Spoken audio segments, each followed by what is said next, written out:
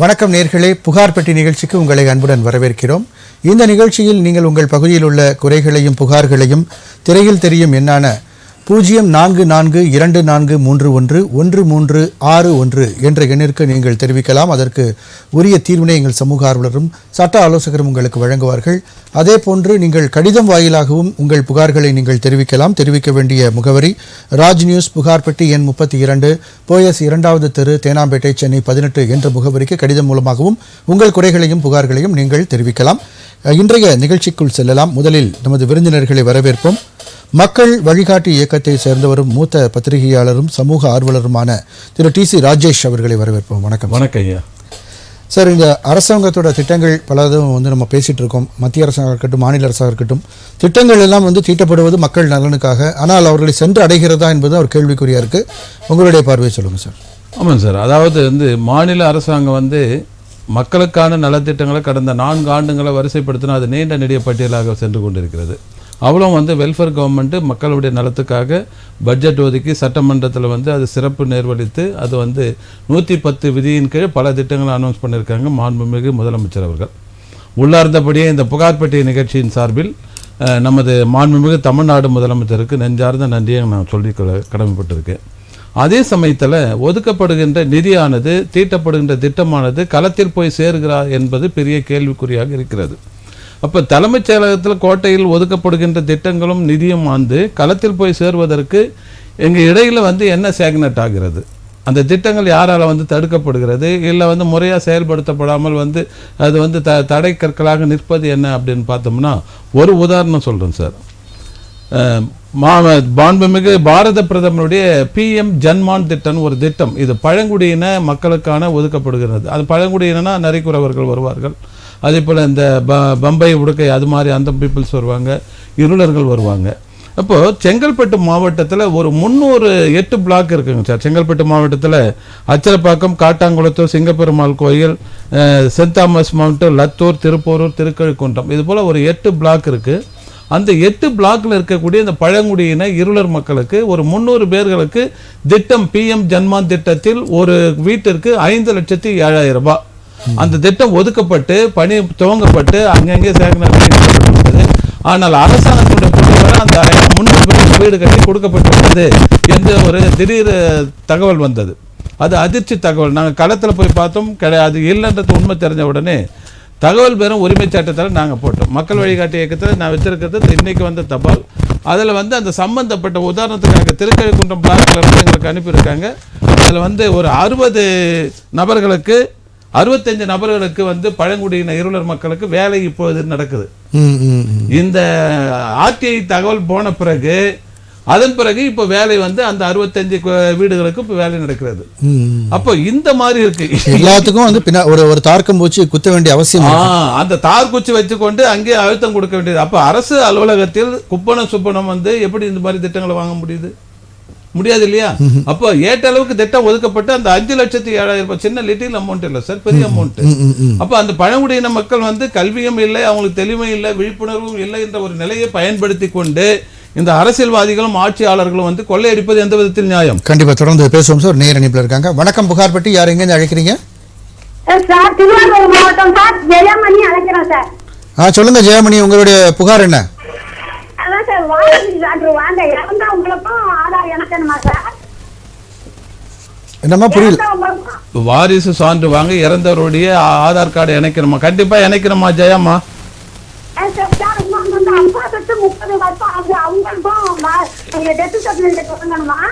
இல்லம்மா, அதாவது 30 ஆண்டுகளுக்கு முன்பு இந்த ஆதார் அட்டை என்ற திட்டம் இல்லை, அதனால நீங்க அது இணைக்க வேண்டியது இல்லை.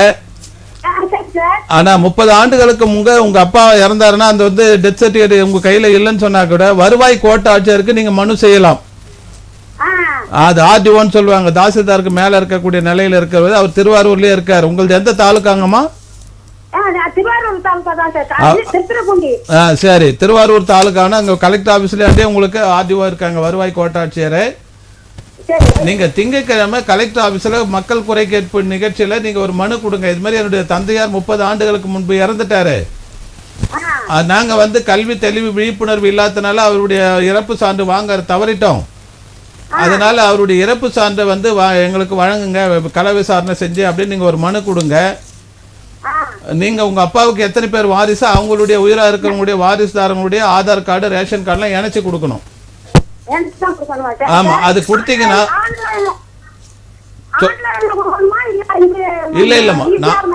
இல்ல நான் சொல்றது இது இ சேவை மையத்துல கொடுத்தீங்கன்னா கம்ப்யூட்டர்ல அந்த வந்து ஒவ்வொரு செக்ஷன்லயும் அது ஃபில் பண்ணா தான் அது அக்செப்ட் பண்ணும்.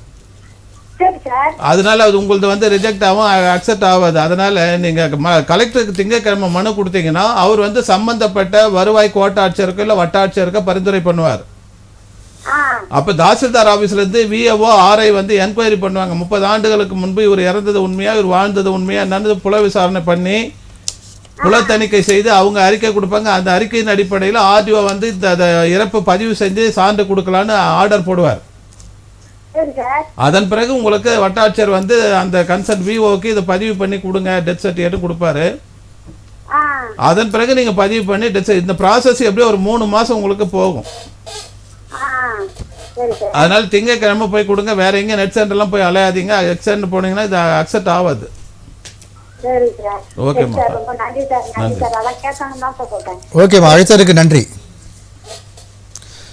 சார், இப்போ நம்ம ஒரு சக்சஸ் ஸ்டோரி ஒன்று நீங்க சொல்லியிருந்தீங்க சார். ஆமாம் சார், அதாவது மாற்றுத்திறனாளிகள் நலத்துறை ஏற்கனவே நம்ம புகார் பெட்டியில தமிழ்நாடு முழுவதும் மாற்றுத்திறனாளிகள் நலத்துறை அதுக்கு சிறப்பு செயலாக்க திட்டமும் போட்டு அதுக்கு வந்து நமது மாண்புமிகு தமிழ்நாடு முதலமைச்சர் தான் அதுக்கு வந்து அமைச்சர் அந்த இது பார்க்க. அப்படி இருக்கிறப்ப வந்து ஏறக்குறைய ஒரு 60-70 திட்டங்கள், நலவாழ்வு திட்டங்கள் இந்த மாற்றுத்திறனாளிகளுக்கு அரசாங்கத்தால் அங்கே இப்போ சமீபத்தில் கூட அவங்களுடைய மாதாந்திர உதவித்தொகை கூட வந்து இந்த மாண்புமிகு தமிழ்நாடு முதலமைச்சரால் வந்து உயர்த்தி தரப்பட்டிருக்கிறது. உள்ளார்ந்தபடியே முதலமைச்சருக்கு நம்ம நன்றி சொல்லணும். அந்த விதத்தில் வந்து நம்ம திருப்பூர் மாவட்டத்தை சேர்ந்த சின்ன வீரன் கலைஞர் நகர் அவருடைய, அதாவது சின்ன வீரனுடைய மகன் சின்னசாமி, அவர் வந்து 24-25 கடந்த மார்ச் இதில் வந்து வாங்கி இது பண்ண 3 சக்கர இணைப்பு சக்கரம் வந்து பெட்ரோல் ஸ்கூட்டர் கேட்டிருக்காரு. சரி, அவருக்கு வந்து இன்டர்வியூலாம் கால்ஃபர் பண்ணி 6 மாசத்துக்கு மேல ஆகியும் அவருக்கு வந்து எந்த விதமான தகவலும் இல்லை. அது ஒரு நிகழ்வு. அதே போல அவர் வந்து ஒரு காலை இழந்தவர், இடுப்புக்கு கீழே ஒரு வலது காலை இழந்தவர். அதனால அவர் ஒரு பெட்டி கடை வச்சு பிசினஸ் பண்றதுக்காக அந்த துறை வழங்கக்கூடிய மானிய கடனை கேட்டிருக்காரு. அதுவும் அவருக்கு வந்து பரிந்துரைக்கும் படவில்லை, நிராகரிக்கும் படவில்லை, எந்த எழுத்து மனம் பதிலும் இல்லை. இப்படிப்பட்ட நிலையில் அவர் புகார் பெட்டி கடிதம் அனுப்பியிருந்தார். அந்த கடிதத்தின் அடிப்படையில் மக்கள் வழிகாட்டி இயக்கம் நம்ம கையில் எடுத்தோம். அது எடுத்து நடவடிக்கை கொடுத்து அழுத்தம் கொடுத்த பிறகு சம்பந்தப்பட்ட மாற்றுத்திறனாளி நல அலுவலர் வசந்த ராமகுமார் MA மாவட்ட மாற்றுத்திறனாளிகள் நல அலுவலர் திருப்பூர் மாவட்டம், அவர் அனுப்பியிருக்கிற கடிதத்தில் சொல்றாரு, அந்த சம்பந்தப்பட்ட சின்னசாமி சின்னவீரனுக்கு வந்து 191 தேர்வு செய்யப்பட்டு லிஸ்ட்ல இருக்காங்க. அரசு அடுத்த பேட்ச்ல வந்து வெஹிக்கிள் தரப்ப நாங்க கண்டிப்பா கொடுத்துருவோன்றது உறுதி கொடுத்திருக்காரு. அதே போல வந்து கூட்டுறவு வேளாண்மை கூட்டுறவு கடன் சங்கத்துல அவர் வந்து பதிவு பண்ணி அக்கௌண்ட் ஓபன் பண்ணி கொடுத்தாருன்னா இந்த கடனுக்கு பரிந்துரை பண்றேன்னு சொல்லியிருக்காரு. உள்ளார்ந்தபடியே அவருக்கு வந்து புகார் பெட்டி நம்பி வந்ததுனால இந்த சக்சஸ் ஸ்டோரி நம்ம பண்ண முடிஞ்சது. அந்த நடவடிக்கை எடுத்த வசந்த ராம்குமார் மாவட்ட மாற்றுத்திறனாளிகள் நல அலுவலருக்கு நம்ம இந்த நிகழ்ச்சியின் சார்பில் நெஞ்சார்ந்த நன்றியை பதிவு செய்கிறோம். கண்டிப்பாக சார். நமது அரங்கத்திற்கு வந்திருக்கும் சமூக ஆர்வலர் திரு திலகரசன் அவர்களை வரவேற்போம். வணக்கம் சார். திலகரசன் அவர்களுக்கு என்னுடைய வாழ்த்துக்களை தெரிவித்துக் கொள்கிறேன். சார், அதான் சார், இப்போ நம்ம பேசிட்டு இருந்தோம் இல்லையா, இப்போ மாற்றுத்திறனாளிகள் பிரச்சனை அப்படின்னு வரும்போது இதுக்கு ஒரு சின்ன ஒரு அழுத்தம் நம்ம தேவைப்படுது. ஏற்கனவே நம்ம பல தடவை விவாதிச்சிருக்கோம். சாதாரணமான மக்கள் போய் ஒரு பிரச்சனை எடுக்கிறாங்கன்னா அவங்களால பல முறை அலையிறதுக்கான சாத்தியக்கூறுகளாக இருக்குது. இவங்க போகிறதே பெரிய சிரமமாக இருக்கும்போது அவங்களுடைய பிரச்சனைகளை விட பெரிய கன்சர்ன் அவங்க எடுத்துக்கிறது இல்லையா அப்படின்ற ஒரு கேள்வி இருக்குல்ல. இதுக்கு வந்து காரணம் என்னன்னு கேட்டிங்கன்னா சார், அந்த மனம் வேண்டும் சார். நல் மனம் படைத்தவர்கள் நாட்டில் நிறைய வேண்டும். அப்படி இருந்தால் தான் வந்து அது வந்து செயல்படுத்த முடியும். அரசு என்னதான் திட்டங்கள் கொண்டு வந்தாலும் சட்டங்கள் கொண்டு வந்தாலும் அதுக்கான நிதியை ஒதுக்கினாலும் கூட அது களத்தில் இருக்கக்கூடிய அலுவலர்கள் இருக்காங்க இல்லைங்களா, அதிகாரிகள் என்பது நான் சொல்ல மாட்டேன், அலுவலர்கள் தான். அரசு அலுவலர்கள் வந்து செயல்படுத்துவதில்லை, எக்ஸிக்யூட் பண்ணுவதில்லை. எவனோ செத்தா நமக்கு என்ன வந்தது அப்படின்ற ஒரு நிலை தான் இருக்கு. அப்போ இதனால உள்ளார்ந்தபடி ஆளுகின்ற ஆட்சியாளருக்கு கெட்ட பேரு, அரசாங்கத்துக்கு கெட்ட பேரு. டைரக்டா சொல்லணும்னா இது வந்து சிஎம்முக்கு டெப்டி சிஎம்க்கு கெட்ட பேர் தான். அப்போ இந்த கெட்ட பேர் ஏற்படுத்தக்கூடிய அலுவலர்களை வந்து புல்லுறுகளாக செயல்படுத்தி திட்டத்தை வந்து வலுப்படுத்தாம மக்களுக்கு எடுத்து சேர மறுக்கக்கூடிய அதிகாரிகளை நம்ம களை எடுக்கணும். அதுக்கு தான் வந்து மாவட்ட ஆட்சியர் இருக்கார். ஒரு மாவட்ட ஆட்சித்தலைவருக்கு வந்து ஒரு 3 லட்சம் ரூபாய் சம்பளத்தை கொடுத்து அவருக்கு 2 காரை கொடுத்து 2 ஏசி பங்களாவை கொடுத்து 4 பியூனை கொடுத்து எதுக்கு வச்சிருக்கோம்? இதெல்லாம் எக்ஸிக்யூட் பண்றதுக்காக தான். அதுக்காக தான் அவர் திங்கட்கிழமை தோறும் வாரந்தோறும் பொதுமக்களுடைய குறையை கேட்கிறாரு. 15 நாளைக்கு ஒரு முறை மாற்றுத்திறனாளியுடைய குறையை கேட்கிறாரு.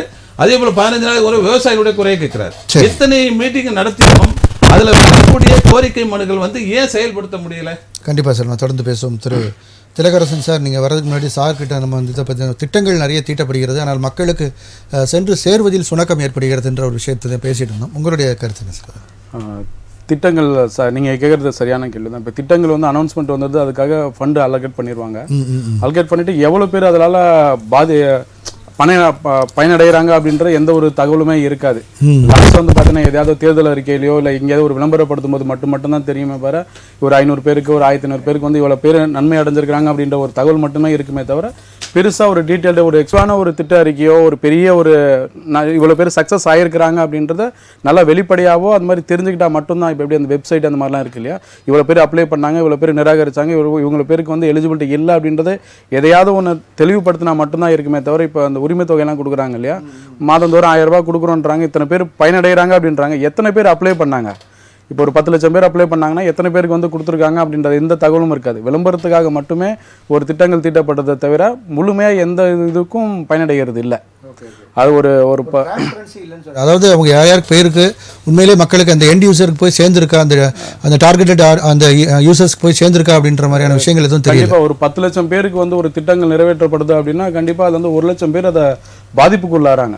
ஒரு பிசினஸாக இருந்தாலுமே சரி, ஒரு சொன்ன மாதிரி அந்த 1000 ரூபா உரிமை தொகை பிரச்சனையிலுமே கூட இப்போ மறுபடியும் வந்து கேட்டிருக்காங்க யார் யாருக்கு வரலன்றது. கேம்ப் போட போகிறோன்னு சார் கூட மென்ஷன் பண்ணியிருந்தாங்க. இப்போ 4 வருஷம் போயிடுச்சு அவங்களுக்கு. இப்போ அதோட அரியர்ஸை சேர்த்தா கொடுக்க போகிறாங்க, கொடுக்க மாட்டாங்க. அதுதான் சார். அதனால வந்து பார்த்தீங்கன்னா கரெக்டாக வந்து எந்த ஒரு இதுவுமே ஒரு எப்படி அதுலேயும் அதில் 1.5 வருஷம் கழிச்சு தான் அந்த திட்டத்தை கொண்டு வந்தாங்க. அதாவது 1.5 வருஷம் கழிச்சு தான் அனௌன்ஸ் பண்ண விஷயத்தை கொண்டு வராங்க. அதுலேயுமே அந்த பர்டிகுலர் 2.5 இயர்ஸ் ரொம்ப முக்கியம் சார். இப்போ கார்பரேட் கம்பெனி பிரைவேட் செக்டர்லாம் பார்த்தீங்கன்னா திட்டமிடல் ரொம்ப இருக்கும். அவங்க வந்து பார்த்தீங்கன்னா ரொம்ப மைக்ரோ லெவலில் அவங்க வந்து ரொம்ப எப்படி சொல்கிறது, ஒரு பிஸ்னஸ் ஸ்டார்ட் பண்ணணும் அப்படின்னா முன்னாடியே அந்த ஏரியா போயிட்டு கல ஆய்வு அந்த மாதிரி நிறைய திட்டங்கள் தீட்டுறாங்க அப்படின்னா முன்னாடியே போய் ஆய்வு எல்லாமே பண்ணுவாங்க. அரசாங்கத்திலேயோ அரசு துறை சார்ந்ததோ ஒரு திட்டங்கள் நிறைவேற்றப்படும் போது ஒரு அனௌன்ஸ்மெண்ட் இருக்கும்போது அந்த மாதிரி எதுவுமே இருக்காது. ஓப்பனாக அப்படியே அனௌன்ஸ்மெண்ட் கொடுத்துருவாங்க. அது எப்படி நிதிநிலை இருக்கா அப்படின்ற மாதிரி எந்த ஒரு இதுவுமே இருக்காது. ஓப்பனாக ஏன்னா கேள்வி கேட்கறதுக்கு ஆள் இல்லை அப்படின்றதுக்காக இஷ்டத்துக்கு பண்ணிடலாம் அப்படின்றதுக்காக என்ன வேணா பண்ணுறாங்க. கண்டிப்பாக சார், நம்ம தொடர்ந்து பேசலாம். வழக்கறிஞர் சொன்னதில் நீங்கள் சொன்ன குறிப்பிட்டது இல்லை ஒரு நிமிஷம், அது நான் நேருங்க, நீங்கள் நோட் பண்ணிக்கோங்க, நம்ம பேசுவோம். வணக்கம், புகார்பட்டி. யார் எங்கேருந்து அழைக்கிறீங்க? ஹலோ, வணக்கம். அம்மா, உங்கள் பேர் என்ன? நாங்கம்மா, என் பேரு. எங்கேருந்து கூப்பிட்றீங்க? சோத்துப்பக்கம், மேல்மருவத்தூர் சோத்துப்பக்கம். சொல்லுங்கம்மா, உங்களுடைய புகார் சொல்லுங்க. இங்க காவா நாங்க இத்தனை வருஷமா காவா கேட்டுக்கிறோங்க ஐயா. தண்ணி சாமாங்க ஒரு தண்ணி போறதுக்கு, துணிக்கு தண்ணி போறதுக்கு காவா கட்டி கொடுக்க மாட்டேன்றாங்க. குப்பை தொட்டி வைக்க மாட்டேன்றாங்க. குப்பை யாரும் எடுக்க வர மாட்டேங்கிறாங்க. இந்த ஏரியாவுக்கு மட்டும்தான் வர மாட்டாங்க. இது எல்லா ஏரியாவுக்கும் போறாங்க.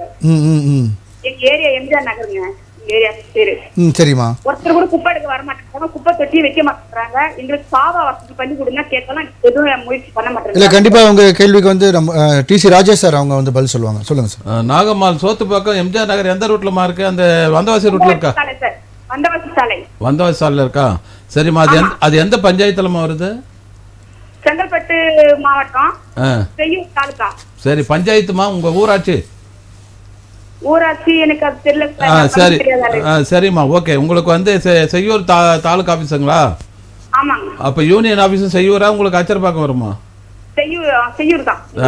யூனியன் ஆபீஸ் செய்யூர் தானம்மா. சரிம்மா, அந்த நிகழ்ச்சி முடிஞ்ச பிறகு உங்களுடைய நம்பர் வாங்கிட்டு அதை டீட்டெயில் வாங்கிட்டு அந்த சம்பந்தப்பட்ட செய்யூர்ல வட்டார வளர்ச்சி அலுவலர் இருப்பாருமா. செய்யூருக்கு வந்து உங்களுக்கு அச்சரப்பாக்கம் தான் வரும்னு நினைக்கிறேன்.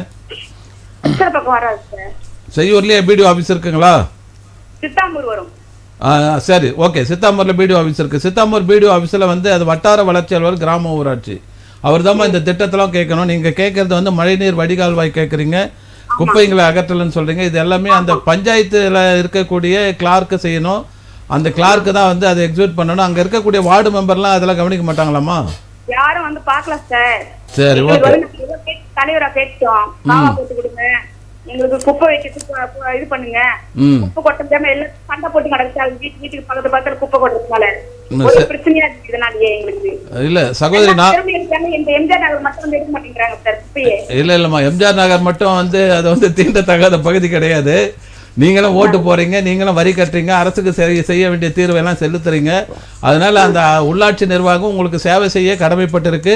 இந்த நிகழ்ச்சியை முடிஞ்ச பிறகு கொஞ்சம் விரிவாக பேசிட்டு கண்டிப்பாக நடவடிக்கை எடுக்கலாமா? நீங்கள் புகார் பெட்டியை நம்பி வந்திருக்கீங்க, கண்டிப்பாக அதுக்கு துரித நடவடிக்கை போர்க்கால அடிப்படையில் நம்ம எடுக்கலாம். கண்டிப்பா சார், நீங்க கண்ணை கட்டுங்க சார் எங்க நகரத்துக்கு. நன்றிம்மா, கண்டிப்பாக உங்களை தொடர்பு கொள்வாங்க. நன்றி நன்றி. அடுத்ததுக்கு நன்றி சார். நீங்கள் அதான் டிரான்ஸ்பரன்சி என்ற வார்த்தை நெறியாளரும் சொன்னீங்க, வழக்கறிஞரும் சொன்னார். இந்த டிரான்ஸ்பரன்சின்றது இருந்துச்சுனாவே பாதி பிரச்சனை சால்வ் ஆயிடும் சார். உதாரணத்துக்கு வந்து அரசு திட்டங்கள் போடுறாங்கன்னு சொன்னால், இப்போது ஒரு தகவல் பெறும் உரிமை சட்டத்தில் ஒரு பழங்குடியின இருளர் மக்களுக்கு வந்து செங்கல்பட்டு மாவட்டத்தில் 8 பிளாக்ல 300 பேருக்கு வந்து PM ஜன்மான் திட்டத்தில் 5,07,000 ரூபாய் கொடுத்து திட்டத்தை நிறைவேற்றுன்னு புள்ளி விவரம் சொல்கிறாங்க. அது புள்ளி விவரம் பால்ஸ்ன்னு சொல்லிட்டு ஃபேக்குன்னு சொல்லிட்டு நம்ம வந்து RTIயில் தகவல் கேட்ட பிறகு இப்போ உண்மை நிலவரம் வருது. திருக்கழுக்குன்றம் பிளாக்கில் 65 பேருக்கு இப்போ கட்டின இன்கம்ப்ளீட்டாக இருக்க வீடுங்களை இப்போ கட்ட ஆரம்பிச்சிருக்காங்க. அப்போ அந்த டிரான்ஸ்பரன்சி இருந்து தான் இந்த RTIக்கு வேலை இல்லைங்களே. அப்போ அரசாங்கத்தில் எந்த ஒரு செய்தி இருளர் மக்களுக்காக பல்வேறு அரசாங்கம் அமைப்பு மட்டும் இல்லாமல் NGOs நிறைய இருக்காங்க. அதுவும் குறிப்பாக ஒரு திரைப்படம் வந்தது பிறகு இன்னும் அதிகமான பேசப்பொருளாக ஆச்சு. அப்படியுமே வந்து இந்த மாதிரி நடவடிக்கைகள் அந்த சீசனுக்கு அதை பேசிட்டு விட்டுறாங்களா? அப்படி அந்த ஜெய்பீம் வரப்போ வந்து பழங்குடியினர் ஈழ மக்களை பற்றி தூக்கி பிடிச்சோம், பேசணும், கமாண்ட் அடித்தோம், அதெல்லாம் வந்ததுங்க. வர்ணனையிலேருந்து விமர்சனங்கள்லேருந்து அரசு டாப் லெவலில் ஆஃபீஸர்ஸ்லேருந்து கீழ்மட்டம் வரைக்கும் பேசினாங்க. அது முடிஞ்சு போச்சு. அது சீசன், மாம்பழ சீசன் முடிஞ்சு போச்சு. கொய்யா பழமா, அது ஆப்பிளா, அது பலாப்பழமா, சீசன் தான் அது. அது மாதிரி சீசன் மாதிரி தான் போயிட்டு இருக்குங்க. வெளிப்படைத்தன்மை என்பது இருந்துச்சுன்னா இந்த தகவல் பெறும் உரிமை சட்டம் வந்து தேவையில்லை. அந்த வெளிப்படைத்தன்மை வேணும். என்னுடைய வரிப்பணத்தில் செயல்படுகின்ற இந்த நலவாழ்வு அரசு என்னுடைய வரிப்பணத்தில் என்ன திட்டம் போறீங்க, என்ன செலவு செஞ்சீங்க, என்ன வரவு செஞ்சீங்க கணக்கு கேட்டா சொல்லணும் இல்லையா? இல்லை, கண்டிப்பாக ஒரு கேள்வி வச்சிருந்தேன் இல்லையா? இப்போ இன்னைக்கு மறுபடியும் அப்ளை பண்ணுற அந்த 1000 ரூபீஸ்க்காக அப்ளை பண்ணுறவங்க இன்னைக்கு எலிஜிபிள்னா அவங்க ஏற்கனவே எலிஜிபிள் தானே சார் அர்த்தம்?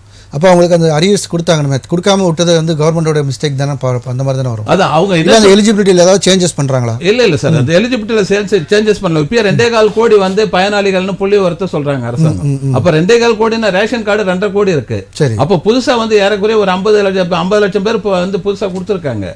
அதே கொடுக்கறதுக்கு இப்போ மறுக்குது அரசாங்கம். கண்டிப்பா சார், தொடர்ந்து பேசுவோம். நேயர் இணைப்பில் இருக்காங்க. வணக்கம், புகார் பெட்டி, யார் எங்கேருந்து அழைக்கிறீங்க? ரொம்ப நாளா ட்ரை பண்ணிட்டு இருக்கேன் சார், கிடைக்கவே. சொல்லுங்கம்மா, உங்க பேர் சொல்லுங்க, எங்க இருந்து அழைக்கிறீங்கம்மா? ராணிப்பேட்டை மாவட்டம் சார், செல்விங் சார். உங்க பேரு? Sir செல்விங் sir. செல்வி, சொல்லுங்கம்மா, உங்களுடைய புகார் சொல்லுங்க. புகார் சொல்லுங்க சார்.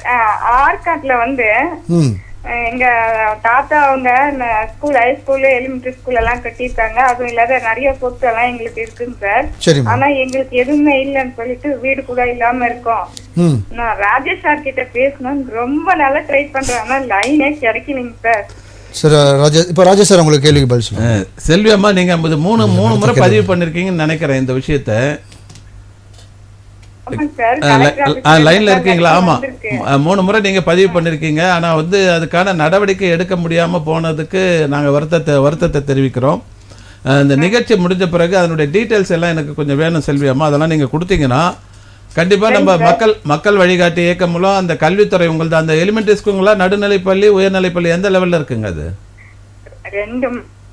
ரெண்டுமேனா? இல்லை, புரியுங்க. எத்தனை கிளாஸ் வரைக்கும் இருக்காங்க? மேல்நிலைப்பள்ளி ஒண்ணு இருக்குங்க சார். சரி, +2 வரைக்கும் இருக்கு. சரி, ஆற்காடுல எந்த பகுதியிலமா இருக்கு? அந்த தாலுகா ஆபீஸ் பக்கமா, இப்படி எந்த இடத்துல இருக்காது?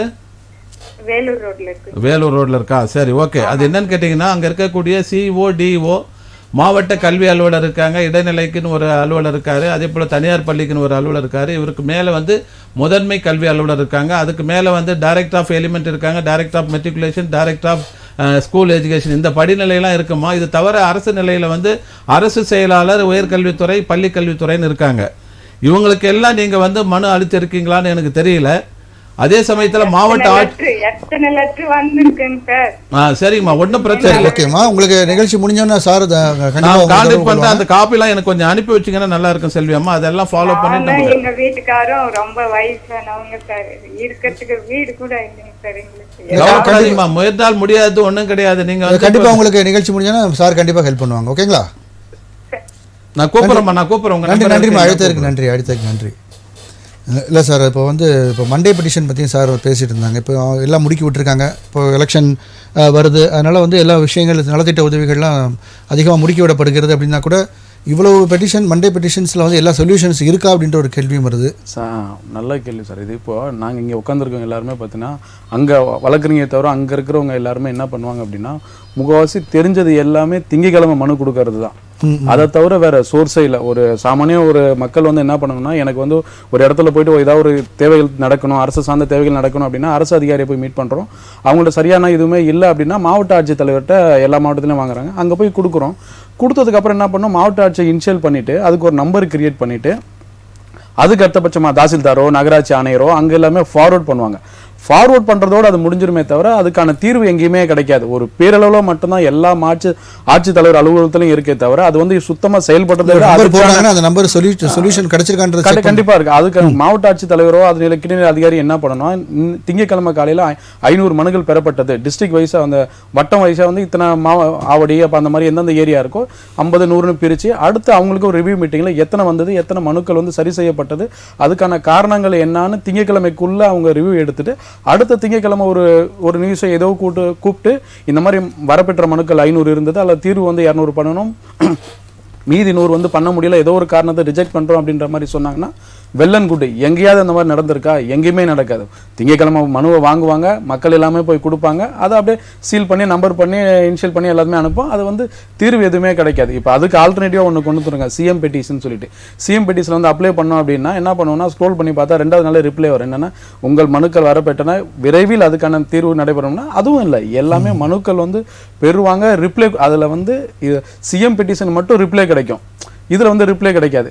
ரிப்ளை கிடைக்குன்னா இதுதான் தீர்வு விரைவில் வந்து தீர்வு அதை அப்படியே போட்டு விட்டாங்கன்னா அது அவ்வளவுதான், எதுவுமே இருக்காது. இது வந்து என்னன்னா ரிவ்யூ மீட்டிங் வந்து அதிகாரிக்குள்ள நடக்கணும். இப்போ எத்தனை மனுக்கள் வரப்பட்டது அது ரிவ்யூ போட்டு பப்ளிக்ல ஓபனா சொல்லுங்க. மக்களை வந்து நீங்க வந்து அரசு அதிகாரி வந்து ஃபுல்லா ஏமாத்துறீங்க. திங்கட்கிழமை காலையில வாங்க மனுக்கள் பெருகும், மாவட்ட ஆட்சியர் உங்களை பாக்குறாரு, மனுக்களை பெருக்காரு, எல்லாத்தையும் அடிச்சு பிடிச்சி வர வச்சு தீர்வு கிடைக்கிறதே இல்லை. கண்டிப்பா சார் பேசுவோம். ஒரு நேர் இணைப்புல இருக்காங்க. வணக்கம், புகார் பெட்டி யார் எங்க இருந்து அழைக்கிறீங்க? வணக்கம். ஹலோ வணக்கம்.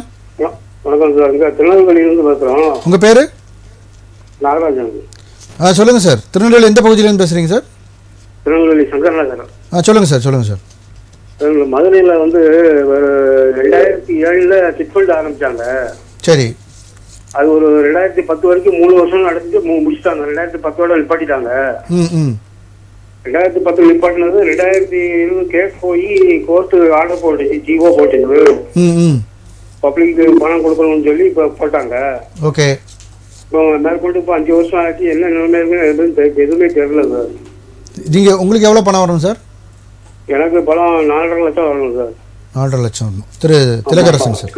கிட்டத்தட்ட இதில் 3 டிஸ்ட்ரிக்ட் மக்கள் போட்டிருக்காங்க.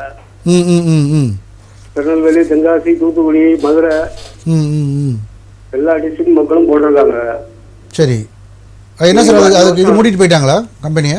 ஆமாம் சார், ஆமாம் சார், அதனால மூடி போயிட்டாங்க. 3 வருஷம் ஆச்சு. சரி, ரைட், ஓகே சார். திலகரசன் ஐயா வணக்கம். 2010 உங்களுக்கு பேமெண்ட் தர சொல்லி ஆர்டர் போட்டாங்க இல்லையா? ஆமா. அந்த ஆர்டரை நிறைவேற்ற பண்ண சொல்லி அரசு அதிகாரி யாருக்கு உத்தரவு விட்டாங்க? இல்ல, ஜிஓ வந்து சொத்துக்களை எல்லாம் வித்து பணத்தை அடைக்கணும்னு சொல்லி ஜிஓ போட்டாங்க. அந்த ஜிஓ பண்ணனா கோர்ட் வந்து ஜிஓ போட்டுக்க மாட்டாங்க, உத்தரவு சொல்லியிருப்பாங்க, ஜட்ஜ்மெண்ட் கொடுத்துருப்பாங்க. இந்த மாதிரி இந்த ஜட்ஜ்மெண்ட்டை வந்து நிறைவேற்றுங்கன்னு சொல்லிட்டு அந்த நிறைவேற்றத்துக்கு ஒரு அதிகாரியை நியமனம் பண்ணியிருப்பாங்க. இப்போ எப்படின்னா நீங்க போயிட்டு அவங்கள்ட்ட வந்து அந்த சொத்துக்கெல்லாம் வித்து நீங்க எடுத்துக்க முடியாது. உங்களுக்கு வந்து 3ஆம் தரப்பா ஒரு ஆளை வந்து நியமிச்சிருப்பாங்க. மாவட்ட ஆட்சித்தலைவரையோ இல்லை யாரையாவது ஒருத்தர் வந்து உயர்நிலையில் இருக்க அரசு அதிகாரியா யாருன்னா நியமிச்சிருப்பாங்க. அந்த மாதிரி யாரை நியமிச்சிருக்கிறாங்கன்னு பார்த்து அவங்கள ஃபாலோ பண்ணுங்க. அந்த நடைமுறை எதுவுமே இல்லையா? எதுவுமே ஃபாலோ பண்ணலையா? எதுவுமே ஃபாலோ பண்ணல. சரி, நிகழ்ச்சி முடிஞ்சதுக்கு அப்புறம் நான் உங்களை தொடர்பு கொண்டு அந்த ஜட்ஜ்மெண்ட் காப்பி இருந்தால் எனக்கு அனுப்பி வைங்க. ஃபர்தரா என்ன பண்ணலாம்னு பார்த்து அதுக்கான மேல் நடவடிக்கை மேற்கொள்ளலாம். கண்டிப்பா அந்த மாதிரி ஆர்டர் இருந்ததுன்னா கண்டிப்பா உங்களுக்கு நீங்க இழந்த பணத்தை மீட்டெடுக்கலாம்.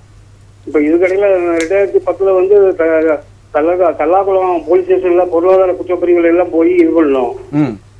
அதுல எல்லாமே கொடுத்துருக்கணும். எல்லாமே நான் மட்டும் கிடையாது, 2-3 டிஸ்ட்ரிக்ட்ல மக்கள் இல்லையா? 2010 நீங்க சொல்ற மாதிரி கோர்ட் உத்தரவு இருந்தது அப்படின்னா கண்டிப்பா அதுக்கான நடைமுறைய அந்த நீங்க சொல்ற மாதிரி அந்த சொத்துக்கள்லாம் இருக்கு இல்லையா? இல்ல, 2010 வந்து கேஸ் நடந்தது. சரி, தீர்ப்பு இப்பதான் 5 வருஷம் நடந்தது. ஆமா, 2020 ஜிஓ போட்டு எல்லாமே நீங்க சொத்தை வித்து கொடுங்கன்னு சொல்லி 2020 பண்ணிருக்காங்க. இப்ப 6 வருஷம் ஆச்சு. சரி, யாருமே உங்களுக்கு வித்து கொடுக்க, அரசாங்கம் வந்து அந்த சொத்துக்களை வித்து கொடுக்கவே இல்லை?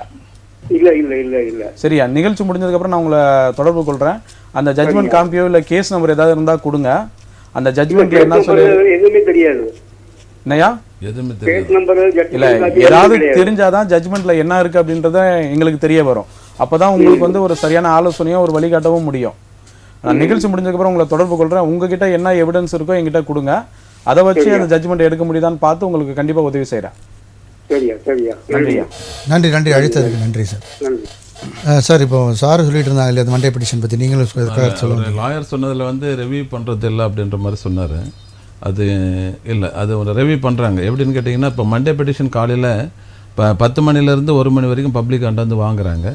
சில டிஸ்ட்ரிக்ட் வேரியஸ் இன்க்ளூடிங் சென்னை உள்பட 38 மாவட்டத்தில் கம்பல்சரி இந்த மக்கள் குறைதீர் கூட்டம் அப்படின்னு பேர் அதுக்கு. அது வந்து அங்கே இருக்கக்கூடிய டிஸ்ட்ரிக்ட் ஆஃபீஸர் லெவலில் கலெக்டர் உள்பட எல்லாருமே வாங்குறாங்க. அது 2 மணிக்கு மேலே ஆஃப்டர் லஞ்சுக்கு மேலே ரெவ்யூ மீட்டிங் வைக்கிறாங்க. வராங்க இல்லைங்களா, அந்த ஒரு 54 டிபார்ட்மெண்ட் ஆஃபீஸர்ஸுங்க அவங்கள அப்படியே உட்கார வைக்கிறாங்க. லாஸ்ட்டு வீக்கில் என்னென்ன வந்தது அந்த டிபார்ட்மெண்ட் வைஸ் அவங்க வந்து ஒரு ரிப்போர்ட் சப்மிட் பண்ணணும்.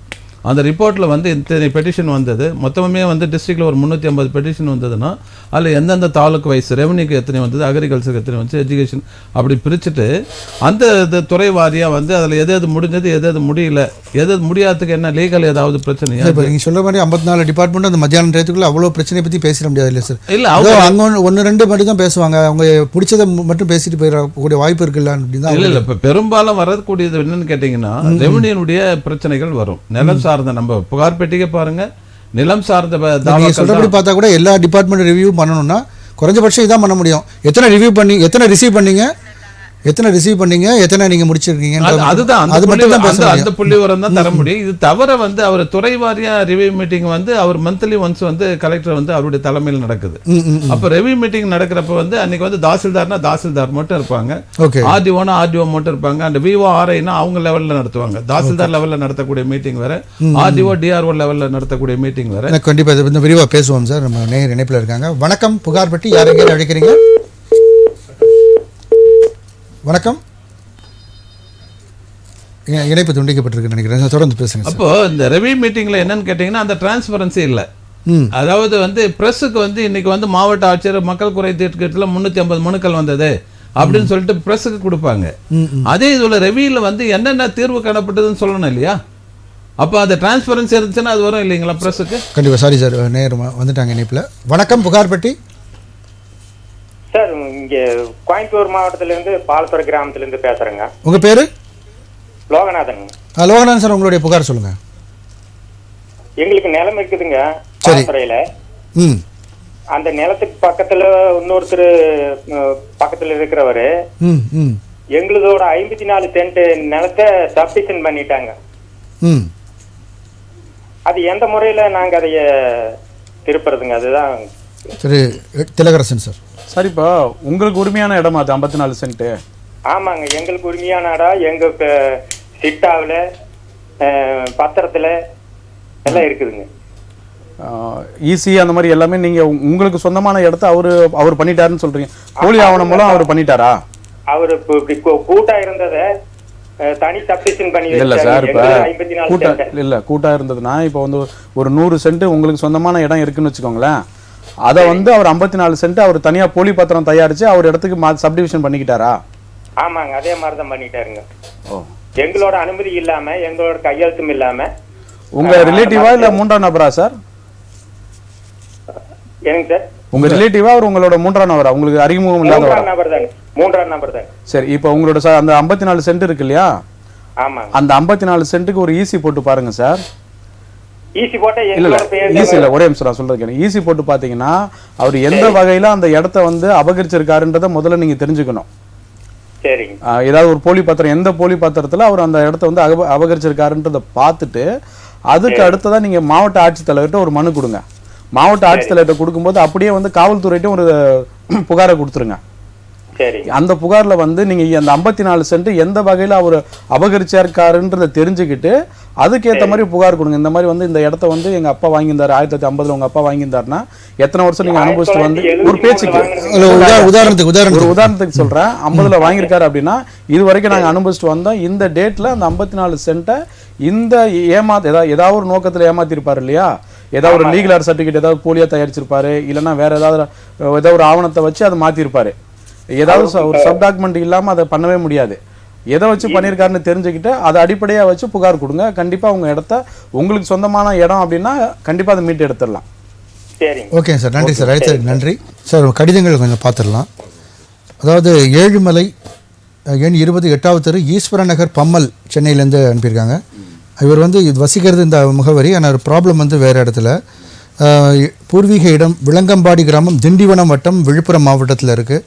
அங்கே வந்து பம்பு செட்டு நிலம் எல்லாமே இருக்குது. அங்கே வீடு விவசாயம் பண்ணிகிட்ருக்காராம்.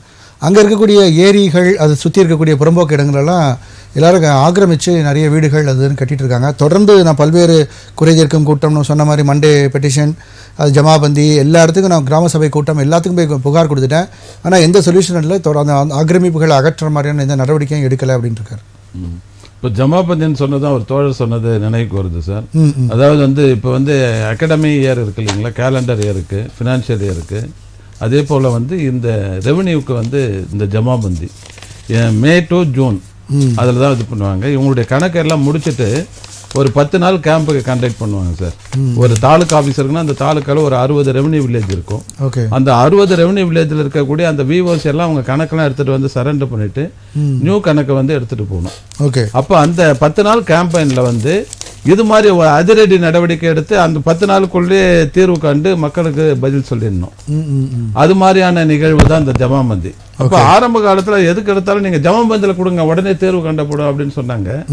சமீபத்தில் ஒரு 2-3 நாளைக்கு முன்னாடி நான் செங்கல்பட்டு போயிருந்தேன். அப்போ செங்கல்பட்டு தாலுகா ஆஃபீஸில் வட்டாட்சியரை பார்க்கறதுக்கு போயிருந்தேன். நான் வட்டாட்சியர் இல்லை, அங்கே ஜமாபந்தி இருந்து. ஜமாபந்தி எப்படி நடக்குன்னு பார்த்தா அன்னைக்கு வந்திருக்க வருவாய் கிராமங்களுடைய விஏஓ எல்லாமே வந்து அவங்களுடைய இந்த இது கட்டப்பையில் அவங்களுடைய கணக்கு மட்டும் எடுத்துகிட்டு வந்து ஒரு 20 பேர் உட்காந்துருந்தாங்க. பப்ளிக் பார்த்தீங்கன்னா ஒரு 5-6 பேர் கூட இல்லை. அப்போது ஜனங்களுக்கு வந்து இந்த ஜமாபந்தி நடக்குதுன்றதை வந்து தண்டோரம் மூலம் போடுறது இப்போ தண்டோரெல்லாம் தவிர்க்கப்பட்டு விட்டது. மைக்கெலாம் அனௌன்ஸ் பண்ணிருக்கலாம், பிட் நோட்டீஸ் சொல்லியிருக்கலாம், அவங்க வந்து நோட்டிஃபிகேஷன் பண்ணியிருக்கலாம். இது மாதிரி எதுவுமே பண்ணுறது கிடையாது. அப்போ அந்த ஜமாபந்தியை வந்து இப்போ அம்போக்கு ஆகிப்போச்சு. அப்போ மக்கள் குறை தீர் கூட்டத்தை வந்து வரிசைப்படுத்துகிறோம். முதலமைச்சருடைய தனிப்பெருவிட வந்து சிஎம் செல்வுக்கு வந்து 1100 போடுறாங்க, உடனே மெசேஜ் வருது, சேர்க்கப்பட்டது, நீக்கப்பட்டது, நிராகரிக்கப்பட்டது, இதுதான் வருது மெசேஜ். ஆனால் எழுத்து மூலமான பதில் வருதில்லை, ஃபீல்டு லெவலில் நடவடிக்கை எடுக்கிறதில்ல. இப்போ இவருக்கு அதே போல தான் இந்த ஜமாபந்தியில் குறை தீர் கூட்டத்தில் இது வந்து முடிவு கொண்டு வர வேண்டும். அதே போல நீர்நிலை ஆக்கிரமிப்புல அதிரடியாக நடவடிக்கை எடுக்கணும். உயர்நீதிமன்றத்தினுடைய வழக்கு டைரக்ஷன் இருக்கு, சுப்ரீம் கோர்ட்டினுடைய டைரக்ஷன் இருக்கு. இதெல்லாம் காமிச்சு அந்த ஆக்கிரமித்தவர்களுடைய பொலிட்டிக்கல் பவர் அந்த மாதிரியான சில விஷயங்கள் இல்ல. அது மாதிரி இருந்தா கூட நம்ம நாமக்கல் மாவட்டத்தில் பாச்சல்ன்ற ஒரு வில்லேஜில் அது மாதிரி தான் சார் இருந்தது. 140 ஏக்கர்ஸ் வந்து ஒரு ஏரியாவே ஆக்கிரமம் பண்ணிட்டாங்க. 240 வீடு கட்டிட்டு அதுல வந்து 120 பேருக்கு பட்டா கொடுத்துட்டாரு தாசில்தார். அப்ப அவருக்கு தெரியாதா, இல்ல விஓக்கு தெரியாதா, ஆர்ஐக்கு தெரியாதா, தாசில்தாருக்கு இல்ல கலெக்டருக்கு தெரியாதா, எல்லாருக்கும் தெரியும் தானே.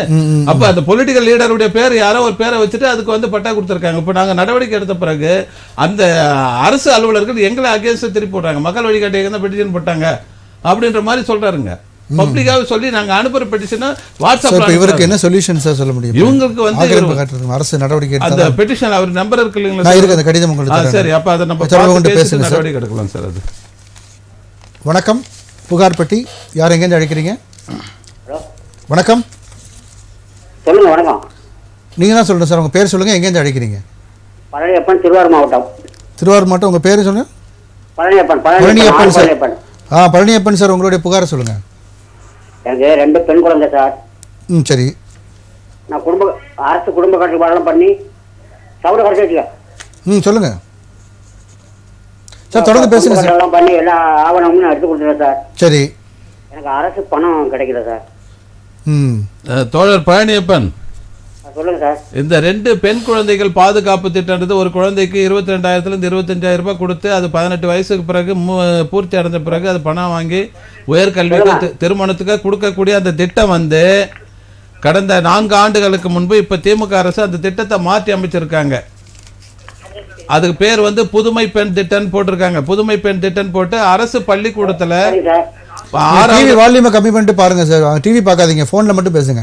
சொல்லுங்கய்யா. அரசு பள்ளிக்கூடத்துல 6வதுல இருந்து 12வது வரைக்கும் படிச்சுட்டு ஒரு பெண்ணு உயர்கல்விக்கு போறப்ப அதுக்கு மாசத்துக்கு 1000 ரூபாய் கொடுக்கக்கூடிய திட்டமா அது கன்வெர்ட் பண்ணிருக்காங்க. அதனால இப்ப அந்த பெண் குழந்தை பாதுகாப்பு திட்டம் இல்ல. அதனால உங்களுக்கு அந்த பாண்டு கொடுத்துருந்தாங்கன்னா தான் நீங்க மேற்கொண்டு அதை ட்ரை பண்ண முடியும். பாண்டே கொடுக்கலன்னு சொன்னா அதுல முயற்சி பண்றது வேஸ்ட். யாராவது வாங்கி தரேன், எனக்கு அவரை தெரியும் இவரை தெரியும், வீடியோ வாண்டு போய் பார்க்கலாம் அப்படின்னு சொன்னாங்கன்னா போகாதீங்க, ஏமாந்துடாதீங்க. சரிங்க, வேற என்ன சார் செய்யலாம்? இல்ல அதான் அந்த திட்டமே ரத்து பண்ணிடுச்சு அரசாங்கம். அந்த திட்டத்தை மாற்றி அமைச்சிருக்காங்க, புதுமை பெண் திட்டமா மாத்திருக்காங்க. சரி, அதுல எதுவும் அப்ளை பண்ணக்கூடாதா? அதுல அப்ளை பண்ணலாம். அதுக்கு வந்து உங்க மகன் 2 பேரும் வந்து 6வதுல இருந்து 12வது வரைக்கும் அரசு பள்ளிக்கூடத்துல படிச்சுட்டு அதே சார், அதே 12வது அரசு பள்ளியில படிச்சிச்சு. அதாங்க 12வது படிச்சுட்டு இப்போ காலேஜ் போறோம்னா காலேஜ் படிக்கிறதுக்கு மாசம் 1000 ரூபாய் கொடுப்பாங்க. அது யாரா படிப்பு முடிச்சுக்கோ சார். அது முடிஞ்சிட்ட பிறகு ஒண்ணும் பண்ண முடியாது பழனியப்பன்.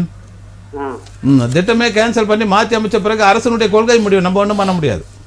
நன்றி சார், நன்றி சார், நன்றி. அடுத்ததுக்கு நன்றி சார். அடுத்த ஒரு கடிதம் பார்க்கலாம். திலகரசன் சார், அதாவது திருப்பதி அப்படின்றவர் அனுப்பியிருக்காங்க. விஜயலட்சுமி துரைபாண்டியன் காம்ப்ளெக்ஸ், பிள்ளையார் கோவில் அருகில் சின்ன கண்ணுநகர், நாகமலை, புதுக்கோட்டையிலேருந்து. அவங்க வந்து மதுரை மாவட்டம் செல்லம்பட்டி ஒன்றியம் கொடிக்குளம் காலனி அவங்க சொந்த ஊர். அங்கே வந்து இப்போது என்பி கோட்டையில் வாடகைக்கு நான் வீடு எடுத்திருக்கேன். என்ன விஷயம் அப்படின்னா, அவரை வந்து நான் கொஞ்சமாக ரூபா சேர்த்து கொஞ்சம் நகையெல்லாம் வாங்கியிருந்தேன். அதை வந்து அடகு வச்சு ஒரு வீடு வாங்கலான்னு போகும்போது என் தம்பி வந்து ப்ரோ நோட் போட்டு அந்த 2 lakhs rupees வாங்கிட்டு போனான். அவன் வக்கீலாக இருக்கிறதுனால வந்து இப்போ இந்த ரூபா இப்போ திருப்பி கொடுக்கறதில்ல. வக்கீலாக இருக்கிறதுனால வந்து பல பேரை வச்சு மிரட்டுறது அந்த மாதிரியான விஷயங்கள்லாம் பண்ணுறான். என் ரூபாயை வந்து வட்டியும் கொடுக்கல, அசலையும் கொடுக்கல. இதுக்கடையில் அவங்க சிஸ்டரும் அவங்க அம்மாவும் ஏற்கனவே அடகு வச்ச நகையை இவங்களுக்கே தெரியாமல் திருப்பிட்டு போயிட்டாங்களாம். ஸோ மொத்தமாக ஒரு ஃபேமிலியே சேர்ந்து என்னை ஏமாத்துறாங்க அப்படின்ற மாதிரியான ஒரு கம்ப்ளைண்ட் பண்ணியிருக்காரு. இப்போ வந்து நகையை அடகு வச்சு அவங்க தம்பிக்கு வந்து ஒரு 2 லட்சம் நகை காசு கொடுத்துருக்காங்க. ஆமாம், அவர் வீடு வாங்க போன இடத்துல அதை மறித்து இவங்க அந்த காசு 2 லட்ச ரூபா இவங்க வாங்கிட்டு போயிட்டாங்களாம். வாங்கிட்டு அதுக்கு வந்து வீடட்டி வாங்க போனேன்னு போடுங்க. வீடட்டினா என்ன? வீட்டடி வாங்க போனேன். காவல்துறையில் போய்ட்டு புகார் கொடுக்கணும். இந்த மாதிரி வந்து இப்போ என்கிட்ட வந்து பணம் வாங்கிட்டு போனார், அவர் திருப்பி தரல. இது சட்டம் வந்து எல்லாத்துக்குமே ஒரே இதுதான். யாராக இருந்தாலுமே, வக்கீலாக இருந்தாலும் சரி, வேற யாராக இருந்தாலுமே சட்டங்கள் வந்து ஒரே மாதிரி தான். காவல்துறையில் போய் புகார் கொடுத்தாருன்னா அதுக்கான நடவடிக்கை எடுத்து அவர் மேலே சார்ஜ் ஷீட் போட்டு வேற என்ன அவர் எல்லாமே பண்ணிட்டேன், எனக்கு எதுவுமே நடக்க மாட்டேங்குது அப்படின்ட்டு தான் அவர் வந்து சரித்திருக்காரு. அப்படி காவல்துறையிலே நடக்கலை அப்படின்னா அவர் வந்து கோர்ட்டில் தான் வழக்கு தாக்கல் செய்யணும். வழக்கு தாக்கல் செய்ய ஜட்ஜ்மெண்ட் என்ன வருதோ அதுக்கு அகேன்ஸ்டாக அவருக்கு பேமெண்ட் கிடைக்கிறதுக்கு வாய்ப்பு இருக்கு. நான் இன்னொரு கூடுதல் தகவல் சொல்கிறேன். வழக்கறிஞர் என் மேலே கோவப்படக்கூடாது. ஏன்னா வழக்கறிஞர் அவர் வந்து அவருடைய தொழிலை வந்து மிஸ்யூஸ் பண்ணுற மாதிரி அவங்க புகாரில் சொல்கிறதுனால பார் கவுன்சிலுக்கு ஒரு கம்ப்ளைண்ட் அவங்க புகார் செய்யலாம். செயலாளர் bar council Tamil Nadu and Pondicherry பதில் வேணும்னு கேட்டிருக்காங்க. அதை எழுத்து மூலமாக நம்ம பதில் நிகழ்ச்சி முடிஞ்ச பிறகு எதுக்கு அப்படி சொல்றேன்னு கேட்டீங்கன்னா, யார் ஒருத்தர் வந்து ஏதாவது ஒரு சொன்னோம்னா ஒரு நல்ல வக்கீலா பாருங்க, நல்ல வக்கீலா பாருங்க அப்படின்னு சொல்றாங்க. அந்த நல்லன்றது ஏன் அடிக்கோடிட்டு என் நண்பர் ஒருத்தர் வந்து நல்ல அட்வொகேட்னு அவர் பேரை மாத்திட்டார். அவருடைய வாட்ஸ்அப்ல நேம் பாத்தீங்கன்னா என்னுடைய நண்பர் அப்படிதான் இருக்காரு. ஏதுசாமின்னு பேர் அவருக்கு. பேரு ஏதுசாமி, சரிங்களா? அவர் கடவுள் மறுப்பாளர். தன்னுடைய பேரை வந்து குப்புசாமின்றது ஏதுசாமின்னு வச்சுட்டாரு. Gazette notification. யாராவது நல்ல அட்வொகேட் பாருங்கன்னா அவரை சொல்லி நல்ல அட்வொகேட் அவர் தான். அப்போ இதுல இருந்து என்ன தெரியுதுன்னா 100% வந்து உண்மைத்தன்மை இல்லை அப்படின்ற மாதிரி தான் வழக்கறிஞர் மேல ஒரு புகார் இருக்கு. அதனால எல்லாரையும் நம்ம குற்றம் சாட்டல. இப்ப திலகரசன் போல நல்ல வழக்கறிஞர்லாம் இருக்காங்க. அதனால அவங்களுக்கு நம்ம சப்போர்ட் பண்ணணும். இது வந்து இவருக்கு வந்து நடவடிக்கை எடுக்கணும்னு சொன்னா வழக்கறிஞர் மேல துரிதமா நடவடிக்கை பார் கவுன்சில். கண்டிப்பா சார், நான் கடிதம் உங்களுக்கு நான் நிகழ்ச்சி முடியும் தரேன். வணக்கம், புகார்பட்டி. யார் எங்கேருந்து அழைக்கிறீங்க? ஹலோ, நான் தாம்பரத்துல இருந்து கூப்பிடுறேங்க. உங்க பேர் சார்? என் பேரு ஜெயக்குமார். சொல்லுங்க சார், உங்களுடைய புகார் என்ன சார்? என்னுடைய மனைவி பேர்ல 87வது வருஷத்துல மாத்தூர்ல ஒரு லேண்ட் மனை வாங்கியிருந்தேன், வீட்டு மனை. அது ஆரோமேட்டிக் கம்பெனிக்காக அக்யூஸ் பண்ணி கொடுத்துட்டாங்க. சரி. ஆரோமேட்டிக் கம்பெனி வந்து சில தவறு பண்ணதுனால சுப்ரீம் கோர்ட் வெளியே போக சொல்லிட்டாங்க. ஆனா அந்த லேண்டை எங்களுக்கு கொடுக்கல. 33 வருஷம் ஆகுது. 33 வருஷம் ஆகுது. கண்டிப்பா உங்களுக்கான பதில திலகரசன் அவங்க சொல்லுவாங்க, சட்ட ஆலோசகர். சொல்லுங்க சார். சார், இப்ப 1987ல நீங்க அவங்கள்ட்ட இருந்து இடத்த வாங்கியிருந்தீங்களா? நான் 1987ல நான் ஒரு லேண்ட் வாங்கியிருந்தேங்க, மனை வீடு கட்ட. சரி சார். அந்த லேண்டை வந்து தமிழ்நாடு கவர்மெண்ட் 92வது வருஷத்துல அக்யூஸ் பண்ணி சிபிசிஎல் ஆரோமேட்டிக் கம்பெனிக்கு கொடுத்துட்டாங்க. சரி சார். ஒரு பைசா கூட எங்களுக்கு கொடுக்கலைங்க. சரி, நீங்க அந்த டைம்ல எதுவும் அப்ஜெக்ஷன் எதுவும் பண்ணலையா?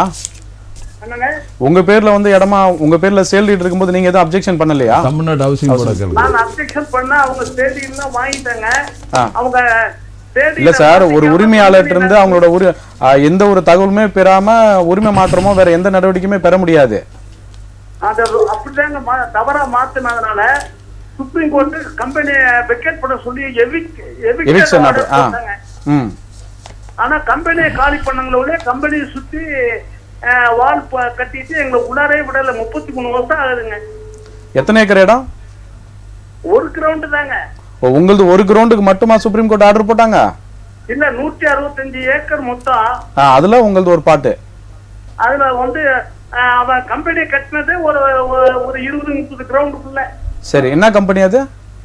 சிபிசிஎல் கம்பெனிங்க. சிபிசிஎல் சொல்றது. சரி, இப்போ வந்து 33 வருஷம் ஆகி அவங்களுக்குள்ள டிஸ்பியூட் ஆகி ஜாயிண்ட் வெஞ்சர் கம்பெனி டிஸ்பியூட் ஆகி இப்ப கம்பெனி நடக்கலீங்க.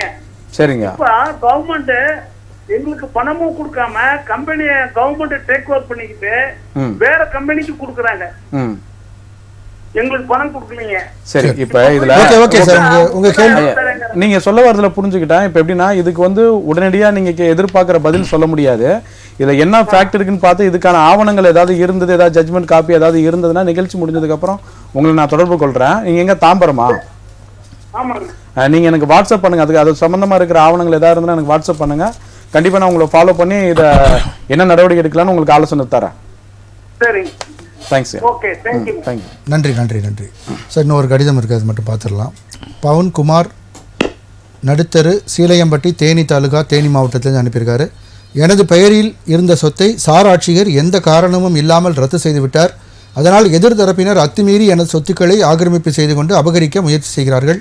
அதற்கான புகார் மனுன்னு போட்டு அதுக்கான எல்லா என்னென்ன கம்ப்ளைண்ட் பண்ணியிருக்காரு எல்லாம் அவருடைய எவிடன்ஸ் எல்லாத்தையுமே வந்து அட்டாச் பண்ணியிருக்காரு சார். இதில் சப் ரிஜிஸ்டர் வந்து என்னோட அனுமதி இல்லாமல் சப் கலெக்டர் வந்து சப் கலெக்டர் பண்றாருன்னா எந்த ஒரு ஆவணங்களும் இல்லாம தாராளமா பண்ண முடியாது. அந்த மாதிரி பண்ணிட முடியாது. கண்டிப்பா அதுக்கு வந்து ஏதாவது ஒரு ஆவணங்களோ எதுக்காவது ஒரு முறைகேடுல இருந்தா மட்டும்தான் அந்த மாதிரி பண்ணுவாங்க. மாவட்ட ஆட்சியரோ துணை ஆட்சியரோ பண்ணும்போது ஒரு யதார்த்தமா ஒரு இதை பண்ணிட மாட்டாங்க. கண்டிப்பா அதுக்கு அந்த இருக்கும். நிகழ்ச்சி முடிஞ்சதுக்கு அப்புறம் அதை கொடுங்க. அதை சரி சார். இப்போ ஒரு வழக்கறிஞராக நீங்கள் வந்து பேசுகிறீங்க. இப்போ சமூகத்தில் குற்றங்கள் தண்டனைகள் வந்து கடுமையாக்கப்படணும் அப்படின்னு சொல்கிறாங்க. ஆனால் குற்றங்கள் தொடர்ந்து அதிகரித்து கொண்டே தான் வருகிறது அப்படின்ற ஒரு விஷயம் வந்து அதிகமாக பேசப்படுது. உங்களுடைய பார்வை என்ன சார்? சார், இப்போ எப்படின்னா சார், இப்போ ஒரு காவல்துறை அதிகாரி இருக்கார், ஒரு குற்றம் நடைபெறுது, ஒரு இன்வெஸ்டிகேஷன் பண்ணுறாரு. ஒரு இன்வெஸ்டிகேஷன் பண்ணார் அப்படின்னா முதல் தகவல் அறிக்கையில் ஒரு அவரே வந்து ஒரு 100% வந்து இன்வெஸ்டிகேஷன் பண்ணிடணும். யார் குற்றவாளி அப்படின்றத அவரே தீர்மானிச்சிடணும்.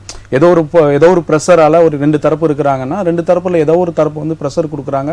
இந்த கேஸை வந்து இமிடியேட்டாக முடிக்கணும், ஏதாவது ஒரு பண்ணணுன்றதுக்காக ஒரு காவல்துறை அதிகாரி அதை பண்ணிடக்கூடாது. நிறைய இடத்துல வந்து அப்படி தான் நடக்குது. அந்த மாதிரி இல்லாமல் ஒரு 100% இன்வெஸ்டிகேஷன் பண்ணிவிட்டு யார் மேலே தப்பு இருக்குன்றதை அவர் பார்த்துட்டு எஃப்ஐஆர் போடணும். எஃப்ஐஆர் போட்டு அதுக்கப்புறம் சார்ஜ் போட்டு அது எல்லாமே கோர்ட்டு நடவடிக்கையில் அது எல்லாமே பண்ணணும். ஒரு முழுமையான ஒரு இன்வெஸ்டிகேஷன் பண்ணதுக்கப்புறம் ஒரு எஃப்ஐஆர் போட்டார்னா கண்டிப்பாக குற்றம் புரிஞ்சவங்களுக்கு ஒரு தண்டனை வந்து இமீடியட்டாக கிடக்கும். இவங்க என்ன பண்ணுறோம், ஒரு எஃப்ஐஆர் போட்டு உடனே ரிமாண்ட் பண்ணிடணும், ரிமாண்ட் பண்ணால் ஜட்ஜிக்கிட்ட கொண்டு போயிட்டு அந்த கேஸை வந்து சமர்ப்பணம் பண்ணிடணும் அப்படின்றது தான் ஒரு எண்ணத்தில் தான் இருக்கிறாங்களே தவிர ஒரு குற்றவாளி குற்றம் புரிஞ்சாங்கன்னா அவங்களுக்கு வந்து முழுமையான தண்டனை பெற்று தரணும், ஒரு நியாயத்தை நிலைநாட்டணும் அப்படின்றதுல காவல்துறை அதிகாரிகளுக்கு துளியும் அக்கறை இல்லை. கண்டிப்பாக தொடர்ந்து பேசலாம் சார். நேர் இணைப்பில் இருக்காங்க. வணக்கம், புகார் பற்றி யார் எங்கேருந்து அழைக்கிறீங்க? சார், நான் கிருஷ்ணகிரி பேசுறேன் சார். கிருஷ்ணகிரி. உங்க பேருமா? லட்சுமி. லட்சுமிமா, உங்களுடைய புகார் சொல்லுங்க. மனு கொடுத்தோம் சார். வீட்டு மனைக்கு நாங்கள் 15 வருஷமா கிருஷ்ணகிரியில் இருக்கிறோங்க. வீட்டு மனை வாங்க புதுசாக கேட்டு மனு பண்ணீங்களா? ஆமா. சரி. இலவச வீட்டு மனைக்கு மனு கொடுத்தோங்க. 4 டைம் கொடுத்துட்டு ஒரு ரெஸ்பான்ஸும் இல்லை. எந்த தாலுகாமா? கிருஷ்ணகிரி தான். கிருஷ்ணகிரியா? ஆமா. நீங்க என்ன சமுதாயத்தை சேர்ந்தவங்க? ஆதி திராவிடர். சரிங்கம்மா. உங்களுடைய ஜாதி சான்று, வருமான சான்று, ஆதார் அட்டை, குடும்ப அட்டை, வாக்காளர் அடையாள அட்டை, இது எல்லாம் வச்சு நீங்க என்ன பண்ணுங்க, மாவட்ட ஆதி திராவிடர் மற்றும் பழங்குடியினர் நல அலுவலர்னு ஒருத்தர் இருக்காரு கலெக்டர் ஆபீஸ்ல, அவர் ஆபீஸ்ல போய் நேரில் கொடுங்கம்மா. கொடுத்துட்டு இன்னொரு காப்பி திங்கட்கிழமை மாவட்ட ஆட்சியர் திங்கள் குறை தீர்க்கும் நாட்டில் கொடுங்க. அந்த மாவட்ட ஆதி திராவிட நல அலுவலகத்தில் வந்து முன்னுரிமை பதிவேடுன்னு ஒன்று வச்சிருக்காங்க. அந்த முன்னுரிமை பதிவேட்டில் வந்து வறுமை கோட்டு கீழே இருக்கிற எஸ்சி எஸ்டி மக்களுக்கு மட்டும்தான் வந்து விலை இல்லாத நிலம் வந்து வீட்டு மனை கொடுப்பாங்க. சரிங்க. அதில் நீங்கள் இந்த ரெக்கார்ட்லாம் கொடுத்து பதிவேற்றம் செஞ்சு உங்களுக்கு ஒரு சீனியாரிட்டி நம்பர் கொடுப்பாங்க. அந்த நம்பர் வாங்கி வச்சுருந்தீங்கன்னா தான் அரசாங்கம் எங்கே நிலம் கையகப்படுத்தி விலைக்கு வாங்கி கொடுக்குறப்போ உங்களுக்கு கண்டிப்பாக கொடுப்பாங்க. நீங்க அந்த முறையை இல்லம்மா, எல்லாத்துக்கும் ஒரு விதி வச்சிருக்காங்க, ஒரு வரைமுறை வச்சிருக்காங்க, அது நம்ம தெரிஞ்சுக்கணும். அந்த தெரியாம புரிதல் இல்லாம நீங்க மணியக்காரன்கிட்ட கொடுக்கறதோ இல்ல தாசில்தார்கிட்ட கொடுக்கறதோ எல்லாமே வந்து 10ஓட 11 இல்ல. இப்ப நான் சொல்றதுதாம வரைமுறை நடைமுறையில இருக்கு. அதனால மாவட்ட ஆதி திராவிட நல அலுவலருக்கு நீங்க கொடுங்க. நான் நிகழ்ச்சி முடிஞ்ச பிறகு எப்படி மனு எழுதணும் என்னன்னு உங்க நம்பர் வாங்கி சொல்றேன். சரியா? நன்றி. நன்றி நன்றிம்மா, அழைத்ததுக்கு நன்றி. சார் சொல்றாங்க காவல்துறையினுடைய சரியான நடவடிக்கை இன்மைதான் வந்து குற்றம் பெருக காரணம் அப்படின்றது. கதை வசன டைரக்ஷன், நீங்க திரைத்துறையிலையும் இருக்கீங்க, அதனால நான் சொல்றேன் கதை வசன டைரக்ஷன் எழுதுறதுல நம்பர் 1 யாருன்னு கேட்டீங்கன்னா அந்த ஸ்டேஷன் ரைட்டர் தான். ஏன்னா நான் பத்திரிகை துறையில் இருந்தது, நான் பார்த்த பீட்டே வந்து எல்லாமே வந்து கோர்ட்டு அண்டு போலீஸ் பீட்டு தான். அப்படி இருக்கிறப்ப வந்து சிஎஸ்ஆர் கொடுக்க மாட்டாங்க சார். ஒருத்தர் மண்டை உடஞ்சி போய் கம்ப்ளைண்ட் கொடுக்குறான், அந்த நீ போயிட்டு ஹாஸ்பிட்டல் போய் அட்மிட் ஆகுன்னு சொல்கிறாங்களே கண்டி சிஎஸ்ஆர் போட மாட்டாங்க. மண்டை உடஞ்சதே வந்து அது கிரைம்னால தான் நடந்திருக்கு. அப்போ அவன் வந்து எஃப்ஐஆர் பதிவு பண்ணணும். அப்போ சிஎஸ்ஆர் நிலையிலேயே வந்து அலகழிக்கப்படுகின்ற ஒரு நிலை. இப்போ உத்திரமேறு காவல் நிலையம், காஞ்சிபுரம் மாவட்டத்தில் வரக்கூடிய உத்திரமேறு காவல் நிலையத்தில் ஒரு தோழர் வந்து எனக்கு பையனுக்கு சேர்த்து வச்சுருந்தேன் 10,000 நகை திருடு போயிடுச்சு, 50,000 ரூபாய் கேஷ் போச்சுன்றாரு. அது மனு போய் கொடுக்குறாரு, நடையாக நடக்க வைக்க, இன்றைக்கி வா நாளைக்கு வா, இன்ஸ்பெக்டர் இல்லை எஸ்ஐ இல்லை அவரை பாருன்னு. 2 மாதத்துக்கு பிறகு அந்த தோழர் வந்து எங்களாண்ட முறையிடார் மக்கள் வழிகாட்டி இயக்கத்துக்கு. அதன் பிறகு நாங்கள் எஸ்பிக்கும் டிஐஜிக்கும் காஞ்சிபுரத்துக்கு எடுத்து போய் கொடுத்துட்டு நானே அங்கே போய் உத்திரமேறு ஸ்டேஷனில் அட்டன் பண்ணுறேன். அப்போ அவர் சொல்கிறாரு, சார் இங்கே இன்ஸ்பெக்டர் வேக்கண்ட் சார், பெரிய காஞ்சி இன்ஸ்பெக்டர் தான் இருக்காருன்னு. அவருக்கு உடனே ஃபோன் அடிக்கிறேன் அந்த ஸ்டேஷன்லேருந்து எஸ்ஐ முன்னாடி, சார் இது மாதிரி இன்சிடென்ட் நடந்ததே எனக்கு தெரியாது சார்ன்றாரு. அப்போ நிர்வாகம் எந்த அளவுக்கு இருக்கிறது, காவல்துறை எந்த அளவுக்கு கண்ணும் கருத்துமாக இருக்கிறது, காவல்துறை உங்கள் நண்பன் என்று நம்ம பெருமைப்பட்டாலும் கூட இந்த மாதிரி கேவலமான செயல்லாம் இருக்கு இல்லைங்களா? அப்போ சாமானியான ஒரு குப்பனை சுப்பனை காவல் நிலையத்துக்கு போக முடியல சார், போயிட்டு ஒரு அதிகாரி பார்க்க முடியல, மணிக்கணக்கில் அவன் அக்யூஸ்டுமா நிற்க வைக்கிற நிலையில் தான் இருக்கு. அப்போ அந்த மரியாதை இல்லையா? இப்போ சமீபத்தில் பாருங்க சார் பதிவாளர்லாம் சேர் போட்டு உட்கார வைங்க, பத்திரப்பதிவுக்கு வர பொதுமக்கள்னு சொல்றாங்க, எவ்வளவு கேவலம் பாருங்க. அப்ப என்னுடைய வரி பணத்துல செயல்படுகின்ற அரசாங்கம், முதலமைச்சர்ல இருந்து சாதாரண வில்லேஜ் அசிஸ்டன்ட் வரைக்கும் நான் என் சம்பளம் கொடுக்குறேன், எனக்கு மரியாதை இல்லைன்னா எப்படி அர்த்தங்க? கண்டிப்பா சார். நேர் இணைப்பில் இருக்காங்க. வணக்கம், புகார்பட்டி, யார் எங்கேருந்து அழைக்கிறீங்க? வணக்கம் சார். பேர் சார்? நவநீதனா? சொல்லுங்க சார், உங்களுடைய புகார் சொல்லுங்க. பேர் என்ன சொல்லுங்க? விருதுநகர்ல இருந்து பேசுறீங்க, உங்க பேர் சரியா சொல்லுங்க சார். நோட்டி வாசு. சொல்லுங்க சார், சொல்லுங்க சார். எங்க அப்பாவும் சார் கொஞ்சம் கிளாரிட்டி இல்லை, கொஞ்சம் தெளிவாக பேசுங்க, சரியா புரியல, சொல்லுங்க சார். எங்க குடும்பம் 2 குடும்பம் உண்மையிலே எங்க அப்பா தாத்தா ஒரே குடும்பம் இருந்துச்சு. ஹலோ, உங்க தாத்தா வந்து ஒரே வீட்டில் இருந்தீங்க எல்லாரும்? எல்லாம் ஒரே குடும்பம் 2 தலைமுறை இருந்தேன் சார். சரி. இப்போ வந்து எங்க சொந்த வந்து கல்யாணம் வேற இடத்துல முடிச்சு எழுதி வாங்கிட்டாங்க சார். யார் வாங்கிட்டாங்க? எங்க தாத்தா மச்சினமாரி, எங்க மச்சினமாரி. சரி. அதை ஒரு சொத்துக்கு ஒரு 30 ஏக்கர் இருக்கு சார். இல்லை இப்போ உங்களுக்கு கம்ப்ளைண்ட் என்ன, அது மட்டும் சுருக்கமாக சொல்லுங்க, எனக்கு புரியல. அதான்